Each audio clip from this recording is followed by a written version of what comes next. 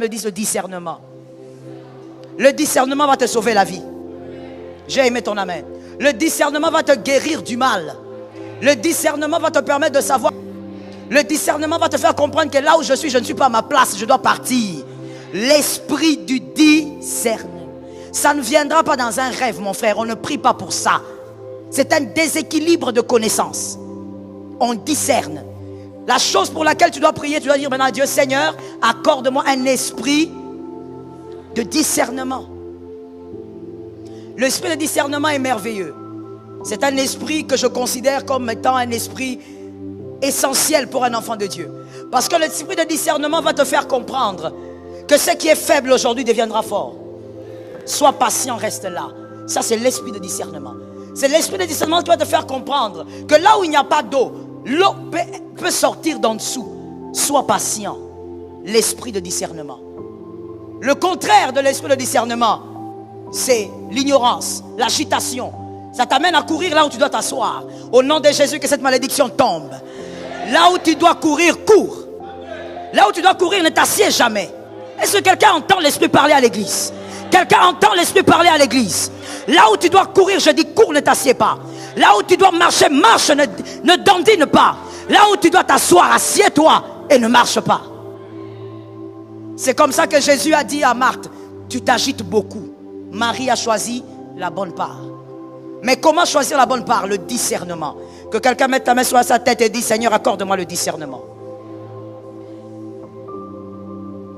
Que Jésus te fasse grâce. Alors je vais te donner quelques éléments, quelques principes. Des principes importants à respecter, à honorer pour conserver les alliances. Certainement, plusieurs autres orateurs vont parler de d'autres types d'alliances. Mais peu importe quel type d'alliance on va te présenter ici, je te présente quelques principes. On va continuer encore demain, qui te permettront de conserver les alliances. C'est important.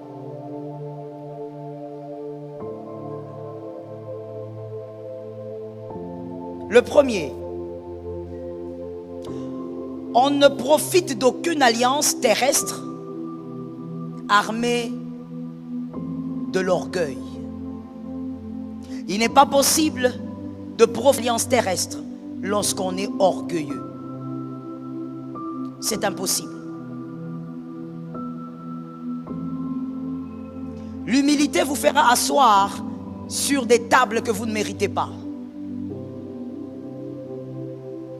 L'orgueil, par contre, va t'éjecter. Tu ne peux pas vivre une relation d'alliance lorsque tu es orgueilleux. Ainsi, la parole peut bien dire que l'orgueil amène la chute.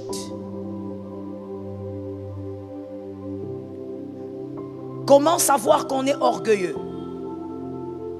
C'est lorsqu'on croit savoir. Lorsque vous croyez savoir. L'humilité consiste à apprendre, à se laisser enseigner, à laisser l'autre vous communiquer quelque chose. Aucune relation ne peut fonctionner avec l'orgueil au centre. Lorsque vous êtes dans une relation d'alliance, considérez que vous êtes là pour prendre, apprendre, emmagasiner, recevoir.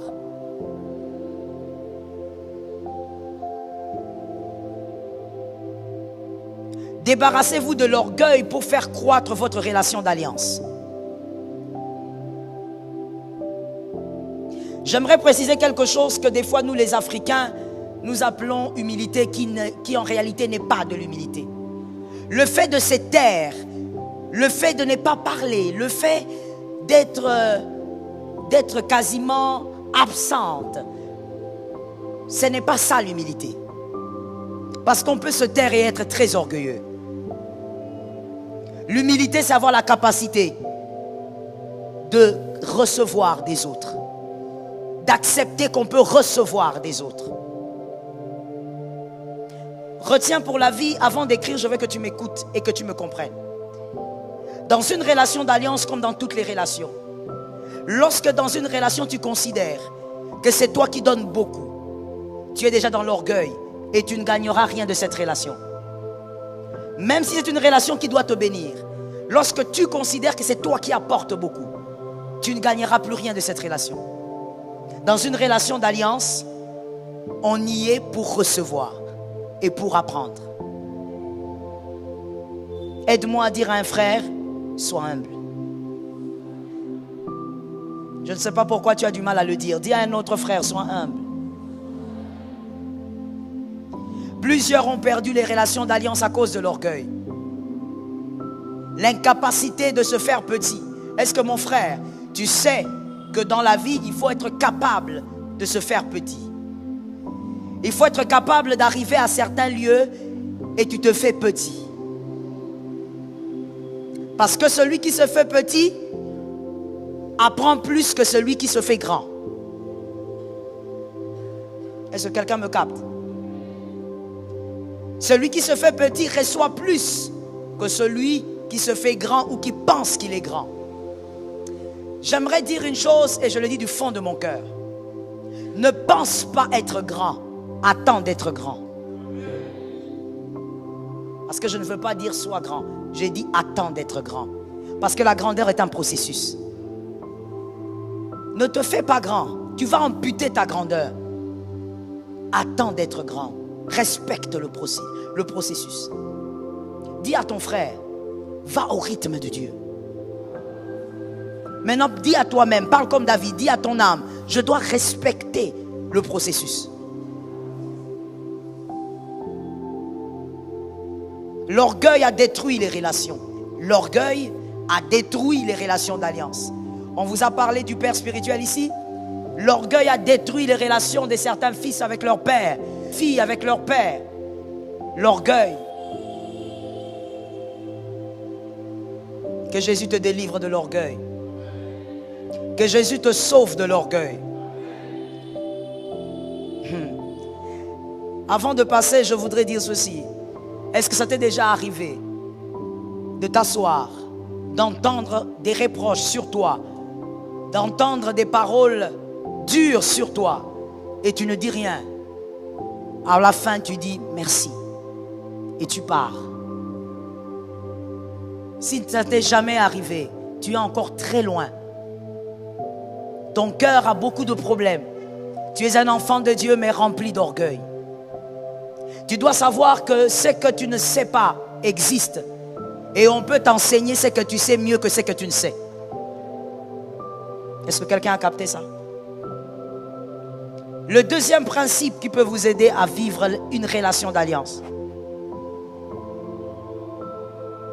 On ne tient pas compte des épines lorsqu'on a cueilli un fruit sur un arbre. Écrivez ça comme ça. On ne tient pas compte des épines lorsqu'on vient de cueillir un fruit sur un arbre. Même si cet arbre a des épines, vous allez oublier les épines parce que vous avez quoi? Yes. Parce que vous avez le fruit.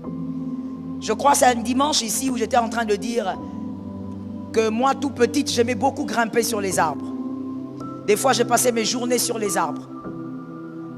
Lorsqu'on grimpe sur un arbre et qu'on veut un fruit, même si l'arbre est compliqué, l'arbre glisse, l'arbre est bizarre, quand on veut le fruit, on arrive. Et on ne tient pas compte des épines. Pourquoi? Parce qu'on a déjà eu le fruit. Tu vas m'aider à faire ceci. Tu vas m'aider, tu vas aller vers 5 personnes et tu vas dire à ces 5 personnes, apprends à pardonner. J'ai dit 5.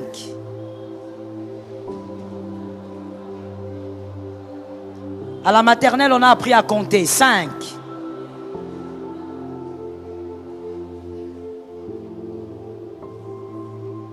Vous l'avez fait? D'accord. Le deuxième principe pour maintenir une relation d'alliance, c'est le pardon. On ne peut pas maintenir une relation d'alliance sans le pardon. C'est impossible. Le pardon est la force de toute relation solide et pérenne. toute relation qui veut vivre longtemps, toute relation forte, son secret, c'est le pardon. Je voudrais que vous puissiez m'écouter et vous allez écrire ça après m'avoir écouté. Le pardon est la deuxième arme qui humilie l'échec. Le pardon est la deuxième arme qui humilie l'échec. Lorsque le diable veut te voir échouer dans une relation d'alliance et que tu pardonnes, le diable a échoué. L'échec qu'il avait prévu est humilié. J'ai envie de dire à quelqu'un, apprends à humilier l'échec. Je dis que c'est la deuxième arme parce que la première arme au fait qui humilie l'échec, c'est la réussite. Lorsqu'on réussit, on humilie l'échec. Lorsqu'on a des résultats, on humilie l'échec. Le pardon est la deuxième arme. À chaque fois que le diable touche à une relation d'alliance, c'est parce qu'il veut vous voir échouer. Mais au nom de Jésus, l'échec sera humilié cette année. Dans toutes tes relations d'alliance, l'échec sera... Que quelqu'un me dise, il n'y a pas de négociation. Maintenant, dis-moi, il n'y a pas de négociation, l'échec sera humilié. Dans ta relation avec ton père biologique, l'échec sera humilié. Ouais.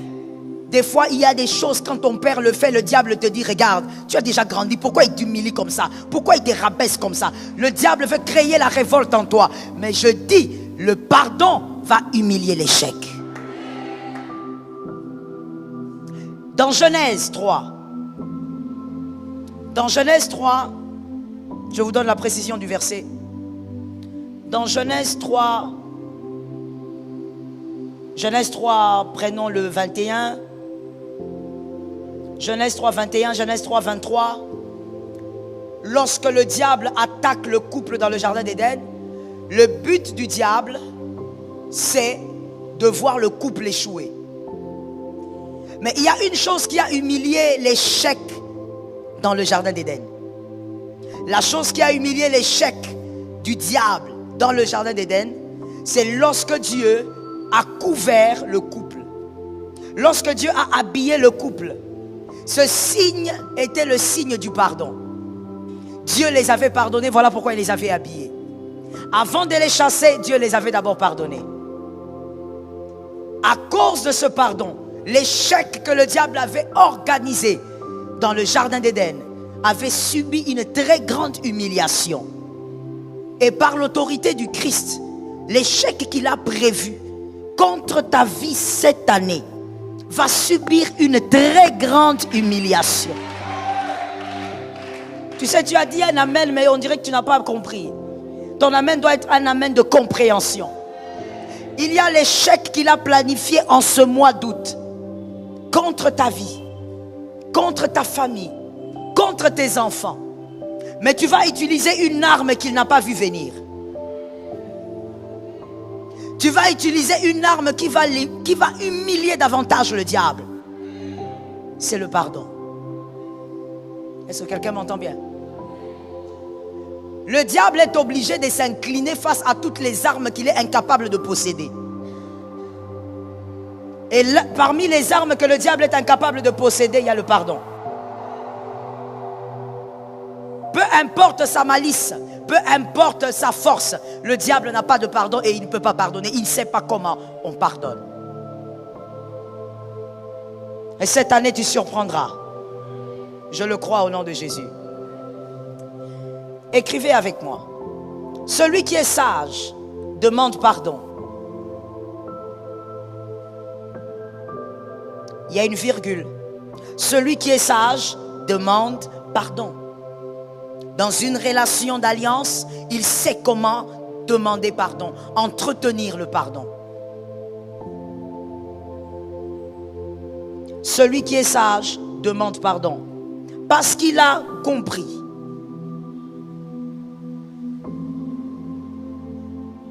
Il a compris que celui qui sait conserver une chose pourra célébrer cette même chose. Celui qui est sage demande pardon. Il sait demander pardon. Pourquoi? Je reprends. Parce qu'il a compris, le sage, que lorsqu'on conserve une bonne chose, on finit par célébrer cette chose un jour.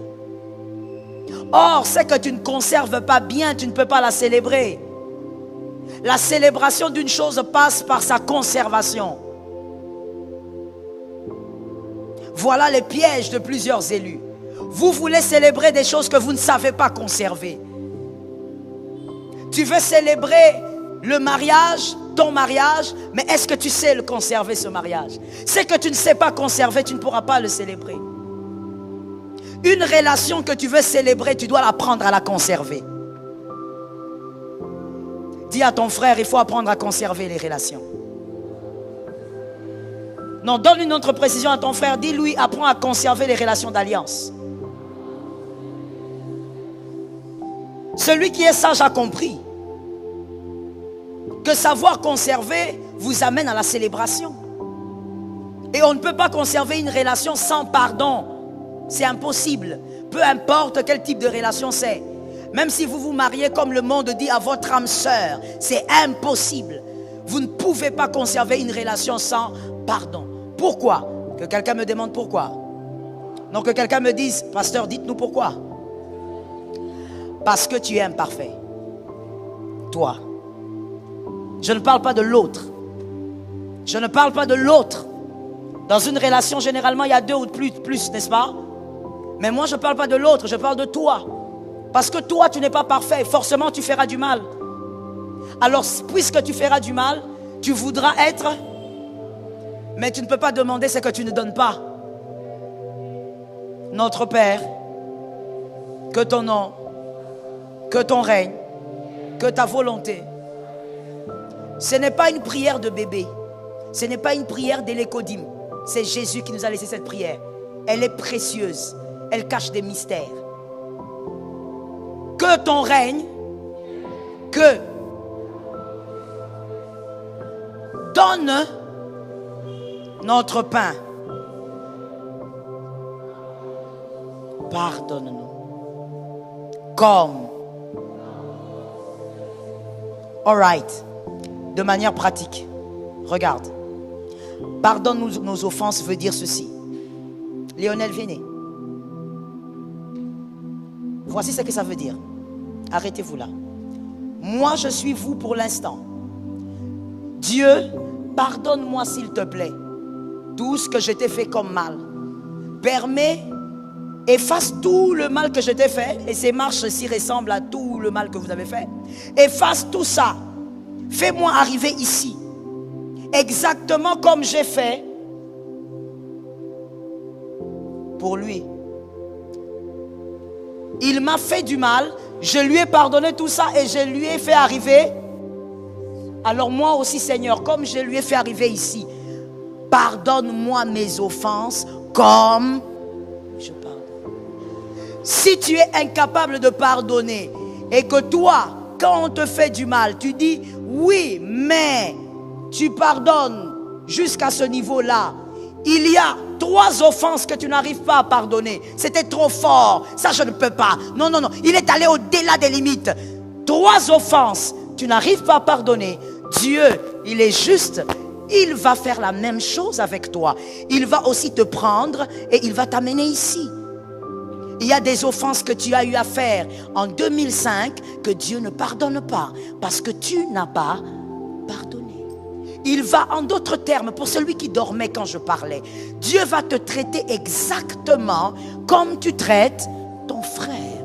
Et je ne parle pas de bénédiction, je parle de tes péchés. Là où tu n'as pas pardonné, Dieu va te peser avec la même pesée. Alors comprenez un peu le choc que j'ai envie de créer ce soir. Devant moi, je suis très sûr que j'ai devant moi des personnes à qui Dieu n'a pas pardonné certaines choses.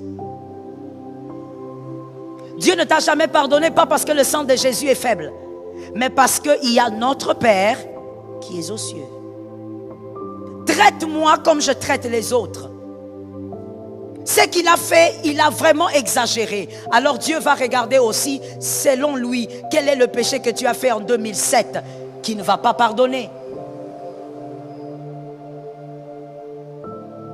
Il y a des personnes à qui le Seigneur a fait grâce. Dieu ne te pardonne pas parce que tu ne pardonnes pas les autres, mais il t'a quand même fait une grâce. Il a mis en toi un esprit qui te fait sentir que Dieu a un problème avec toi. Ces gens-là sont là? Oui, je sais que vous êtes là. Je ne peux pas dire ça si tu n'es pas là. C'est parce que toi tu es là.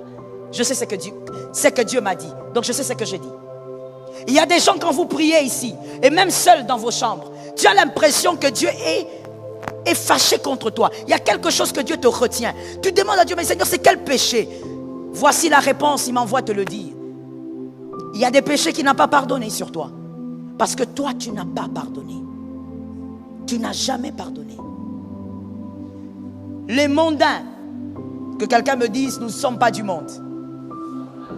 Les mondains ont dit, pardonner, ce n'est pas oublier.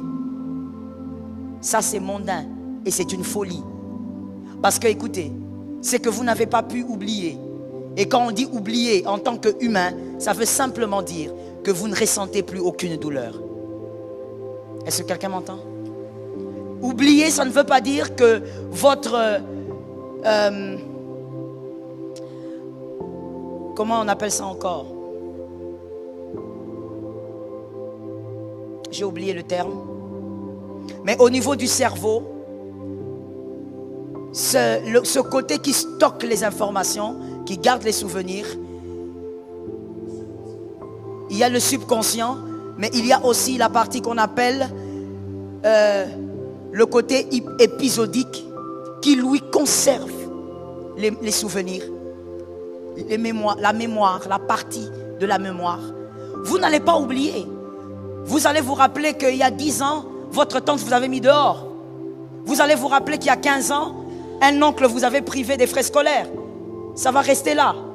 Mais avez-vous toujours la douleur? Si vous avez toujours la douleur, alors vous n'avez pas pardonné à cet oncle. Alors Dieu aussi a des choses, il ne vous pardonne pas. Ce qui fait que dans l'église du Seigneur, nous avons des chrétiens remplis, mais à qui Dieu n'a pas pardonné leurs péchés. Comme nous pardonnons aussi. J'ai entendu 2 personnes, restez là monsieur. Comme nous pardonnons aussi. Tu dois le dire très sérieusement mon frère, je parle de ta destinée. Peut-être que le fameux, je sais pas, la fameuse promesse où c'est que Dieu a prévu pour toi n'arrive pas parce que tu n'arrives pas à comprendre ce que je te dis ce soir. Comme nous pardonnons, écoutez, la chrétienté, j'ai toujours dit à mes fils spirituels, surtout ceux qui vivent avec moi à la maison, la vie spirituelle n'est pas un jeu. La vie chrétienne n'est pas une blague. On n'est pas en train de prêcher une chose et vous démontrer autre chose. La vie chrétienne n'est pas une farce. On ne vient pas faire semblant à l'église. La vie chrétienne est l'une des choses les plus sérieuses au monde. Donne-moi un amen. On ne vient pas faire semblant. À l'église, je suis quelqu'un d'autre. À la maison, je suis quelqu'un d'autre. Non, non, non, ça c'est l'église. Ça n'a rien à voir. Ce que nous vous prêchons, c'est ce que nous vivons. Et c'est que vous devez vivre. J'ai entendu 3 amens. Oh, tu vas dire amen de gré ou de force. Ce que nous prêchons, c'est ce que nous vivons et c'est ce que vous devez vivre. On ne fait pas semblant avec le Seigneur. Le Seigneur n'est pas notre garçon de course. Jésus n'est pas un plaisantin. Tu n'as pas pardonné. Jésus ne t'a jamais pardonné. Quel péché ne t'a pas pardonné, je ne sais pas. Mais je te présente seulement la Bible. Comme je pardonne. Puisque toi tu dors toujours avec la colère. Toi tu prends des jours pour pardonner. Ben tu vas prier. Et Jésus te tiendra aussi ce péché. Il te retiendra ce péché. Ainsi vous constatez, les enfants de Dieu aujourd'hui, vous êtes facilement atteignables par le diable. Les flèches sorcellériques vous atteignent. Un petit sorcier dans son coin, il t'envoie un envoûtement de loin. Et toi aussi dans ta chambre, tu fais des cauchemars, tu tombes de ton lit. Tu vois des choses bizarres, un tout petit sorcier. Pourquoi vous êtes atteignable? Parce qu'il y a des péchés que Dieu n'a pas pardonnés. Mais pourquoi il ne vous a pas pardonné? Il est amour, mais parce qu'il est écrit. Pardonne-nous comme. Jésus n'a pas dit pardonne-nous à peu près. Il dit comme.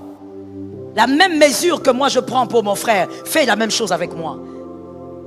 Oh mon Dieu, des fois quand je lis ce verset, je me demande, c'était une prière ou c'était une condamnation? Je me pose des questions. Pardonne-nous comme. Tu ne peux pas vaincre dans une relation sans le pardon. Je l'ai dit tout à l'heure. Pourquoi tu dois mettre le pardon au centre d'une relation d'alliance? Parce que tu es imparfait. Je ne parle pas de l'autre, je parle de toi. Parce que toi, tu es imparfait et tu commets trop de dégâts. Parce que tu commets trop de dégâts, alors mon frère, tu dois être prêt à donner ce que toi tu donnes. Donne le pardon et tu recevras le pardon. Est-ce que quelqu'un me capte? Restez là, mon frère. Je vais expliquer autre chose. Dis à ton frère, apprends à pardonner. J'avais dit que le sage pardonne pourquoi? Pourquoi est-ce que le sage pardonne? Vous l'avez écrit, n'est-ce pas? Lisez-moi ce que vous avez écrit. Pourquoi le sage pardonne? Parce qu'il veut. Je n'entends pas. Je commence avec ceux qui sont ici. Dites-moi, qu'est-ce que vous avez écrit? Pourquoi le sage pardonne? Parce que celui qui conserve finira par célébrer. Oh mon frère, il faut retenir ce qu'on enseigne. L'église n'est pas une balade, ce n'est pas un musée. Parce qu'il a compris qu'il doit célébrer un jour. Mais il faut d'abord conserver. Est-ce que quelqu'un m'entend? Et vous comprenez que même pour avoir la capacité de conserver une relation, il faut tuer l'orgueil. C'est un schéma donc. Tu tues l'orgueil et tu vas apprendre à conserver. Tu vas apprendre à demander pardon. Tu vas apprendre à pardonner. C'est l'humilité qui t'amène à vivre dans le pardon. Ajoutez ceci. Le sage conserve pour célébrer, parce que toute bonne relation que vous conservez se bonifie. Toute bonne relation que vous conservez se bonifie.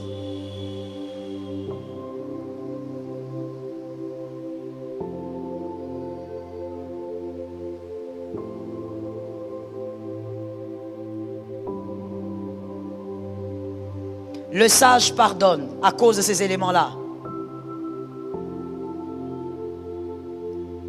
Regardez maintenant ceci. Lorsque dans une relation d'alliance on pardonne, ça nous fait grandir. Je veux te choquer. Si dans un couple, on prend cette relation-là parce que ça fait partie des relations les plus fortes, en tout cas les relations terrestres les plus fortes. Si dans une relation de couple, mari et femme, je ne parle pas du copinage, mari et femme, vous savez pourquoi des fois certains psychologues, surtout païens, disent qu'il faut laisser à un couple au moins 6 ans ou 7 ans pour attester que ce couple est solide. Parce que dans 6 ou 7 ans, il y a eu assez de dégâts. Là où il n'y a pas eu de dégâts, on ne peut pas parler d'un couple solide. Parce que le couple solide passe par le pardon. La solidité du couple passe par... Lorsqu'un couple est ensemble après 7 ans, 10 ans, oh, soyez sûr qu'il y a eu des choses à l'intérieur. Et s'ils sont toujours ensemble, c'est que cette relation-là, elle est solide. Une relation d'alliance, quand il y a le pardon vous fait grandir. Celui qui a su pardonner n'est plus un bébé. Dans une relation, il a grandi. Vous savez pourquoi il a grandi? Premièrement, parce qu'il a donné quelque chose de rare, le pardon. Deuxièmement, parce qu'il est allé au-delà de l'offense. Je me demande même si vous me comprenez. Il est allé au-delà de l'offense. Je donne un exemple très banal. Dans une relation de mari et femme, la femme qui a déjà été trahie par son mari et qui a pardonné, elle est plus solide que celle qui n'a jamais été trahie. Je parle d'abord de la femme elle-même. Et la relation là est plus solide que la relation qui n'a jamais eu cette tâche là. Est-ce que quelqu'un m'entend? Elle est plus solide parce qu'ils ont vécu un vent et ils ont tenu par le pardon. Ceux qui ne l'ont jamais vécu ne doivent pas se taper la poitrine en disant « Mon mari pardonne, ma femme pardonne ». Est-ce qu'il vous est déjà arrivé quelque chose qui méritait le pardon? Si ce n'est jamais arrivé, s'il vous plaît, taisez-vous.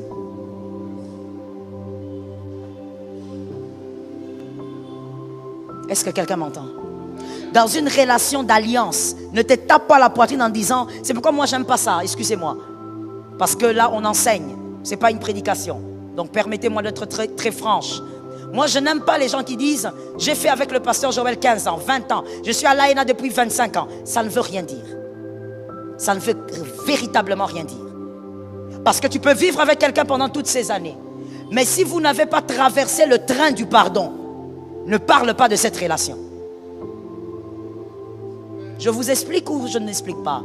Parce qu'il y a des gens qui ne me comprennent toujours pas. On peut être avec Léonel. Et je dis à Léonel, moi j'ai fait avec Léonel 15 ans. Oui, tu as fait avec Léonel 15 ans parce qu'il n'y a pas eu de bévues entre vous. Parce qu'entre toi et Léonel, malgré que vous aviez été ensemble, mais il y a toujours eu une distance qui a fait que vous n'avez jamais affronté certains vents. Quelqu'un comprend? On peut être avec quelqu'un, mais vivre avec la personne à distance pendant 30 ans. Et donc, ce qui fait qu'il y a des vents qu'on n'affronte pas ensemble. Il y a des problèmes qu'on n'affronte pas ensemble. Mais on a fait combien d'années ensemble? Alors je viens te dire, ça ne fait rien du tout que tu aies fait avec moi 25 ans. J'ai entendu 3 amens. Je te l'avais dit, tu vas le dire de gré ou de force. Je dis encore à quelqu'un, ça ne veut rien dire que tu dises que tu as fait 45 ans à l'AENA. Mais par contre, quelqu'un peut être à côté de Léonel seulement depuis 4 ans. Mais ils sont tellement proches qu'ils ont vécu des vents violents. Leur relation est plus solide que celui qui a fait 25 ans à côté de lui. Pourquoi? Parce que cette relation a subi le pardon. Là où il y a le pardon, il y a la solidité. Est-ce que quelqu'un m'entend bien? Là où il y a le pardon, c'est même un lieu qui rassure.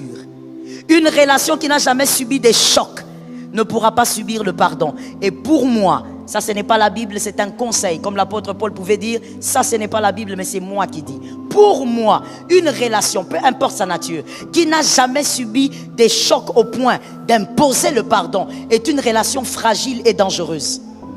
Une relation qui rassure, c'est une relation qui est montée, elle est descendue et elle atténue. De rien.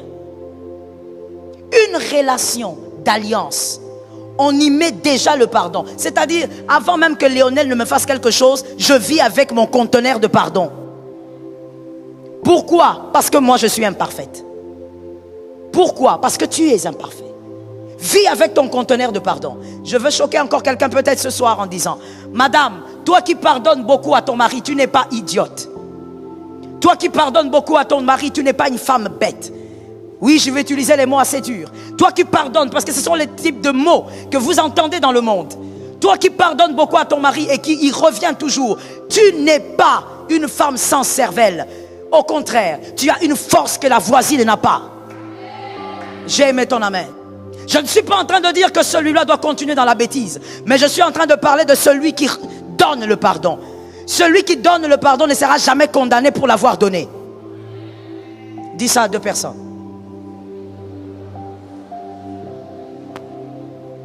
Même si en donnant le pardon, cette personne te retrahit, retrahit, tu n'auras jamais une tâche sur toi pour avoir donné le pardon. Même devant Dieu, tu as gagné et tu as gagné en valeur. Est-ce que quelqu'un m'entend bien? Même devant les démons, tu as gagné en valeur. Donner le pardon n'a jamais été quelque chose de vil. Donne le pardon, accorde le pardon, vis dans le pardon. Est-ce que je peux parler à quelqu'un? Lorsqu'on pardonne, on Oh my God, Lord help me. Lorsqu'on pardonne, on ne revient pas sur les offenses. Lorsque vous avez pardonné, si vous revenez sur l'offense, vous êtes en train d'avilir l'offenseur. Lorsqu'on pardonne, on ne reparle pas de l'offense parce qu'il faut bonifier l'offenseur. La chose qui bonifie l'offenseur, c'est le fait que tu as pardonné, tu ne lui rappelles plus qu'il avait fait. Non, je te pardonne, mais tu te rappelles le jour-là. Est-ce que tu sais que c'est à cause de toi que j'ai perdu cette amitié? Est-ce que tu sais que c'est à cause de toi qu'aujourd'hui, à l'église, on me traite mal? Quand tu as pardonné, tu ne reviens pas sur l'offense. Je dis à quelqu'un, il y a des destructeurs des humains, des destructeurs d'âmes. Que quelqu'un me dise destructeur. Parle avec autorité, dis-moi destructeur. Il y a des destructeurs d'âmes, des personnes à qui on va, on dit écoute, j'ai fait ceci, j'ai fait cela, j'ai déjà demandé pardon à Dieu, mais j'aimerais aussi que tu pries pour moi. Tu as prié pour lui, ou même tu lui as pardonné, mais après quelques jours, tu commences à lui rappeler qu'il avait chuté. Même lui-même a déjà oublié comment était le trou qu'il avait fait chuter, mais toi tu le ramènes vers sa chute. Je dis tu es un destructeur. Que Dieu délivre ton cœur au nom de Jésus. Que Dieu délivre ton cœur au nom de Jésus. Celui qui a été pardonné a été pardonné. Si tu pardonnes à ton frère, oublie cette page, ouvre une autre page. Ça localise quelqu'un. Ça localise celui qui dormait. Ça localise celui qui n'a pas entendu. Ça localise celui qui refuse d'entendre. Ça localise celui qui refuse d'écouter. Ça localise celui que les démons ont tenu. Ça localise celui que les démons ont touché. Je dis pardonne. Lorsque tu pardonnes, tu avances. Lorsque tu pardonnes, tu refuses le surplace. Avance et va de l'avant. Est-ce que quelqu'un m'entend bien? Mon frère, le monde est mauvais. Sur cette terre, les gens te feront du mal encore et encore. Mais toi, tu dois avoir ton conteneur de pardon. Est-ce que quelqu'un m'entend? Tu n'auras jamais le cœur du diable parce que tu rencontres des hommes diaboliques. Refuse d'avoir le cœur du diable. Refuse d'avoir le cœur de ton offenseur. Oh my Jesus. J'aime quelque chose que Marie de Magdala faisait. Lorsque Marie de Magdala était au pied de Jésus, elle caressait le pied de Jésus avec ses cheveux, avec le parfum. Elle essuyait les pieds de Jésus. Les hommes qui étaient à côté ont dit, elle est prostituée. Est-ce que Jésus ne sait pas? C'est une femme de mauvaise vie. Même ses mains là sont sales. Marie de Magdala a fermé ses oreilles. Elle est focalisée sur Jésus. Tant qu'il ne me condamne pas, je m'en fous de vos condamnations. Je dis à quelqu'un, sors de l'aliénation. Sors de cette aliénation. Lorsque Jésus ne t'a pas condamné, ne te condamne pas. Focus sur Jésus. Vérifie une chose. Est-ce que ce que je fais plaît à Jésus? Marie de Magdala avait considéré le silence de Jésus comme un code. Un code qui était en train de dire, continue, fais encore, essuie encore, go on, come on. Et Marie était focalisée. Oh, je dis à une personne, à ce moment-là, Marie n'avait pas encore reçu Jésus. Elle n'avait pas le Saint-Esprit. Le Saint-Esprit est venu à la Pentecôte. Mais toi, tu as le Saint-Esprit. Quand tu fais une chose, vérifie. Est-ce que Jésus se tait? Si Jésus se tait, tu avances. Est-ce que quelqu'un m'a capté? N'écoute pas les gens qui te disent, voilà, c'est pourquoi on joue avec toi. Toi, tu es seulement là, en train de recevoir les pardons des gens. Tant que tu plais à Dieu, tu restes focus sur Jésus. Regarde un voisin, regarde-lui bien parce que tu vas lui dire une phrase bizarre. Regarde-lui bien et dis-lui, si je suis sur terre, ce n'est pas à cause de toi, c'est à cause de Jésus.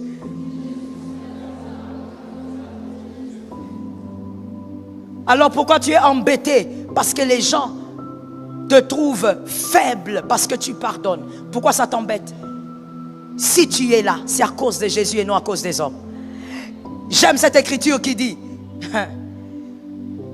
ce n'est pas vous qui m'avez choisi.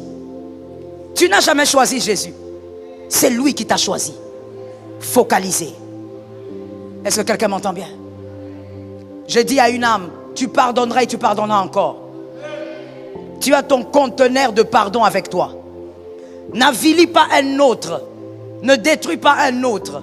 Apprends à pardonner. Mais aussi, ne deviens pas un monstre parce que tu as rencontré des monstres. Garde ton cœur. Plus que tout autre. J'ai rencontré beaucoup de femmes qui m'ont dit, pasteur, je n'étais pas comme ça. Il y a une que j'ai rencontrée dernièrement, ça m'a fait mal au cœur. Elle m'a dit, pasteur, si je vous avais peut-être rencontré plus tôt, peut-être que j'aurais gardé mon cœur. Mais aujourd'hui, je n'ai plus ce cœur-là. Aujourd'hui, je reconnais que je suis une très mauvaise personne. Je suis capable de faire des choses terribles, des choses même que mon mari n'imagine pas. Et d'ailleurs, il y a des choses même que j'ai eu à faire dans la maison. Il a cru que c'était les travailleurs, que c'était ses frères, mais c'est moi qui ai fait ça. Il ne peut pas s'imaginer que la petite fille là qu'il avait épousée est devenue un monstre. Tu ne deviens pas un monstre parce que tu as rencontré des mauvaises personnes. Je veux te dire, mon frère, les mauvaises personnes, tu vas en rencontrer encore. Dans le parcours, il y a les bonnes. Dans le parcours, il y a aussi les bonnes qui deviennent. Il y a aussi des mauvaises qui deviennent bonnes. Dans le parcours, il y a aussi les bonnes personnes. Est-ce que quelqu'un m'entend? Je pose la question avant de passer et finir. Qui pense que, dans cette salle, qui pense qu'il est une bonne personne? Si tu penses que tu es une bonne personne, tu lèves la main. D'accord. Attendez, c'est un peu compliqué. Je veux une bonne main levée, parce que je dois bien vous localiser. Qui pense qu'il est une bonne personne? D'accord. Vous qui pensez que vous êtes des bonnes personnes, je suis d'accord avec vous. Croyez-vous qu'il existe des gens comme vous? Alors faites confiance. Si vous êtes une bonne personne, il existe des gens comme vous. Est-ce que quelqu'un m'entend? Que Jésus nous délivre du mal. Le troisième principe, et je veux finir par là, je continue demain. On ne profite pas d'une relation d'alliance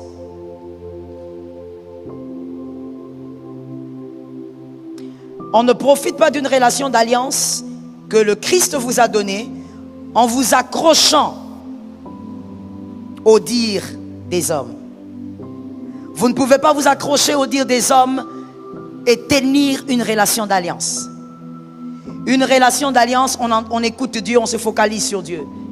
Ce que Dieu a dit sur l'alliance, c'est ce que tu vas croire. Et tu t'accroches. Lorsque tu veux réussir dans une relation d'alliance, ferme un peu tes oreilles à tout ce que tu écoutes à gauche, à droite. Est-ce qu'on est d'accord? Voilà pourquoi il est écrit dans le psaume 23. L'Éternel, Ensuite, oui. Ça, ce sont les élèves de l'écodime qui répondent. On y va. Ensuite, I like it. Commençons par là. Il me. C'est écrit il me ou il nous. Maintenant, pourquoi toi, dans les sentiers de la justice, tu veux que vous soyez? Pourquoi? Il est écrit il me. Je suis seul. Il m'amène. C'est le grand berger qui m'amène. Mais non, toi, dans les sentiers de la justice, tu entends ce que Janine a dit, ce que Marguerite a dit, ce que Frédéric a raconté. Pourquoi tu es comme ça? Pourquoi tu ne comprends pas que tu es seul sur le sentier? Sois seul sur le sentier, écoute le berger. J'ai aimé cet amen là. Mais tu vas donner un autre amen pour réveiller ton voisin, il n'a pas entendu. Donne un amen, réveille le voisin. Il me. Non, vous savez, je l'ai dit. J'ai suivi en ligne. On vous a enseigné sur la paternité. Le dimanche, c'était magnifique. Le bishop Cléo vous a parlé sur les alliances semblables à Jonathan et à David. Magnifique. Mais toutes ces alliances-là, lorsque Dieu vous accorde ces alliances, vous écoutez les hommes ou vous écoutez le Dieu qui vous a accordé l'alliance. Il ne faut pas que ce soit théorique, il faut que ce soit pratique. Il faut écouter le Dieu qui a donné l'alliance. Il me conduit. Je vais choquer quelqu'un. Ce soir, il faut beaucoup choquer. Je dis à quelqu'un ceci. Même si, je donne moi-même comme exemple, ok? Même si tu m'amènes vers Daddy Jean-Baptiste Soumbela, pour qu'il soit mon père spirituel, c'est toi qui me l'as présenté. Dès que je deviens fils, tu n'es plus concerné. Est-ce que quelqu'un m'entend bien? Il faut qu'on se le dise, il faut qu'on soit clair. Ce sont des choses spirituelles, on ne joue pas avec. Non, c'est moi qui t'ai présenté Daddy. C'est moi qui t'ai présenté Mamie. Qu'est-ce que ça veut dire? Ça ne veut... Daddy n'est pas un journaliste. Mamie n'est pas une journaliste. Ce sont des hommes de Dieu. C'est-à-dire, dès que tu me connectes à un homme de Dieu, toi, tu n'es pas concerné. Tu as ta relation, j'ai. Répète-moi ça 3 fois.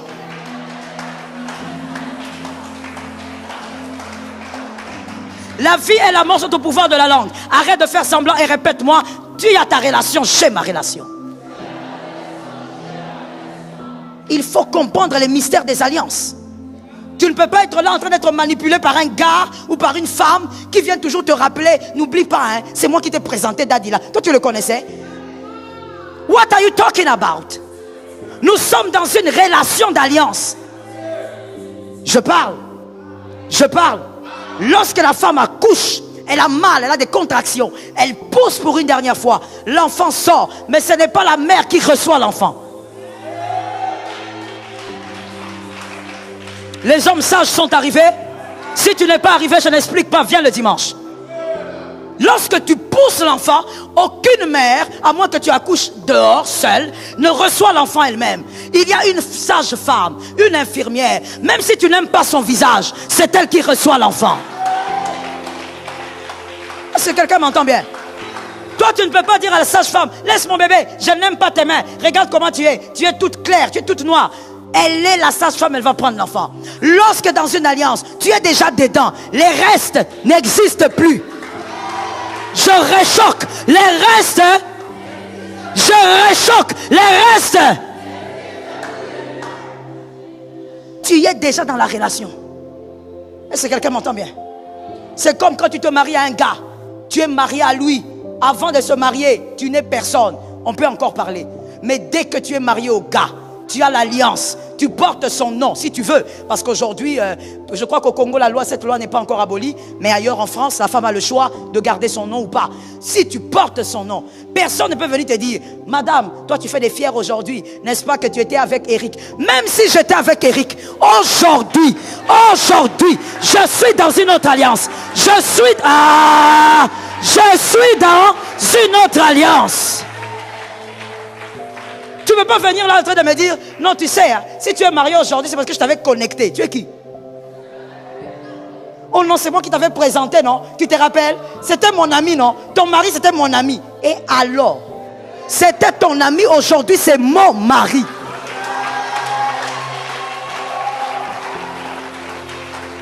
Est-ce que quelqu'un me capte bien? Quelqu'un me capte bien?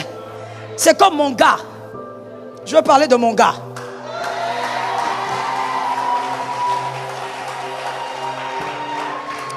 C'est comme mon gars. On a étudié dans une même école, aux humanités. Et donc je me rappelle que comme il était, on appelle ça quoi? On appelle ça un truc là. Bidel, hein, quelque chose comme ça. Alors, tout le monde le connaissait. Tout le monde connaissait Kabasele. C'était le Bidel, comme vous dites. Et un jour, à cause d'une adresse, et l'histoire était très bizarre, je vous épargne. Alors, il était venu chez nous, ça s'est mal passé. Et l'école a commencé à jazzer dessus. Alors qu'il avait une copine. Alors l'école jazzait, oh Kabasele et tout ça, et tout ça. Et puis pour mettre les choses au clair, en tout cas je pense que c'est pour apaiser sa copine. Alors il m'appelle, il me convoque dans sa salle de classe. Et moi je viens là avec mes copines aussi. On vient là, bonjour. Et puis il dit bonjour. Alors lui il était assis et puis la copine était sur les cuisses. Alors il me regarde, il me dit, écoute, je veux que ça soit clair. Moi je t'ai venu chercher une adresse. Moi et toi il n'y a rien. Moi et toi il n'y aura jamais rien.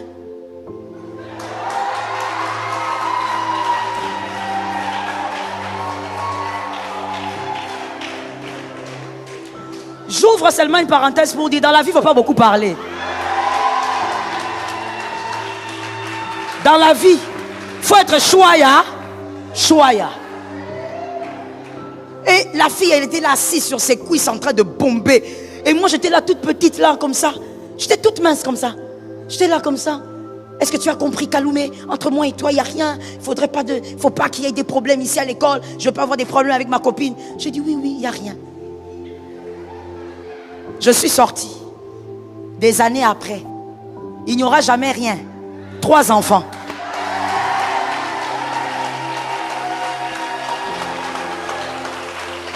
Aujourd'hui, mon frère, que tu me racontes cette histoire des cuisses là. Que tu me dises que vous avez fait 15 ans. Ce qui compte, c'est moi qui suis là. Tu ne dois pas te laisser intimider par des gens qui viennent te dire, non, vous, ça, tu sais, dans ta relation là, c'est comme si tu es redevable à des personnes qui t'ont fait rencontrer les hommes d'alliance. Non, ce sont des portes que Dieu a utilisées. Mais quand tu arrives, tu gères ta relation avec l'alliance. Je bénis celui qui a suivi. Je finis en te donnant ce verset, Luc 5,5. Luc 5,5, Pierre dit à Jésus, on a péché toute la nuit, maître, il n'y a rien. En d'autres termes, maître, tu sais que je connais les eaux. On a travaillé, il n'y aura rien aujourd'hui. Parce que je suis venu à l'heure de la pêche. Moi, je suis spécialiste en ça. Il n'y a rien eu. Mais à un moment donné, Pierre dit, mais sous ta parole. C'est-à-dire, maître, en ce qui me concerne, je ne crois plus en ces eaux. À cette heure, je n'aurai plus le poisson. Entre moi et les eaux, notre relation là, c'est foutu, c'est gâté. Je ne crois plus que je pourrais tirer quelque chose de bon de ces eaux. Mais parce que toi tu as parlé, je crois en cette relation parce que Dieu t'a mis dans une relation d'alliance, ça marchera. Ce n'est pas une question d'homme. Ça ne dépend pas du climat comme Pierre l'avait compris. Ça dépend de celui qui vous a mis en... Celui qui est dedans, c'est qui? C'est Jésus. Comme Jésus a créé cette relation d'alliance, ça va? Lorsque ça ne marche pas, oh, je veux que quelqu'un m'entende. Lorsque ça ne marche pas, avant de chercher le conseil auprès de Guerlain, va d'abord parler à Dieu. C'est Jésus. Pierre a dit, sous ta parole, toi, je vais jeter le filet. Et j'aime ce que Pierre a dit. Que quelqu'un dise avec moi, Pierre dit, sous ta parole, je jetterai le filet.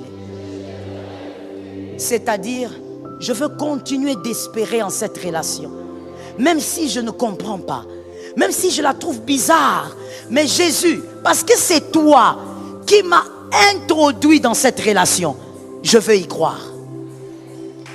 La réussite d'une relation d'alliance ne dépend pas de ceux qui vous entourent. Ça dépend d'une seule présence. Tant que Jésus est là, la chose marchera. Tant que Jésus est là, la paix va s'inviter. Je disais à quelqu'un, c'est une question de présence. C'est la présence qui va créer la différence. Est-ce que quelqu'un m'entend bien? J'ai dit la présence de celui-là va créer la différence. La présence de celui qui a permis cette relation d'alliance va créer la différence. Il y a des gens, quand on vous regarde, on te dit, ah, toi avec cette personne-là, c'est foutu. Tu as commis trop d'erreurs, ça ne marchera plus. Si seulement c'est Dieu qui avait uni ces gens-là, il y a quelque chose qui va se passer. Est-ce que je parle à une âme? J'en profite pour prophétiser sur toi. Cette relation qui s'est détruite marchera. Je parle d'une relation qui doit te bénir. Cette relation qui s'est détruite marchera. Ça dépend d'une seule présence. Que quelqu'un me dise une seule présence. Lève ta main droite et dis-moi une seule présence. Que quelqu'un me dise ça marchera à cause d'une présence. Maintenant répète avec moi, il est écrit. Quand je marche dans la vallée de l'ombre de la mort, je ne crains aucun mal. Car il est avec moi. Ma paix dépend de Jésus. Je ne t'entends pas. Ma paix dépend de Jésus. Ça dépend d'abord de Jésus. Ma joie dépend d'abord de Jésus. Ma quiétude dépend d'abord de Jésus. Ma joie dépend d'abord de Jésus. Mon changement dépend d'abord de Jésus. Ma victoire dépend d'abord de Jésus. Mon avancement dépend d'abord de Jésus. Ma percée dépend d'abord de Jésus. Mon progrès dépend d'abord de Jésus.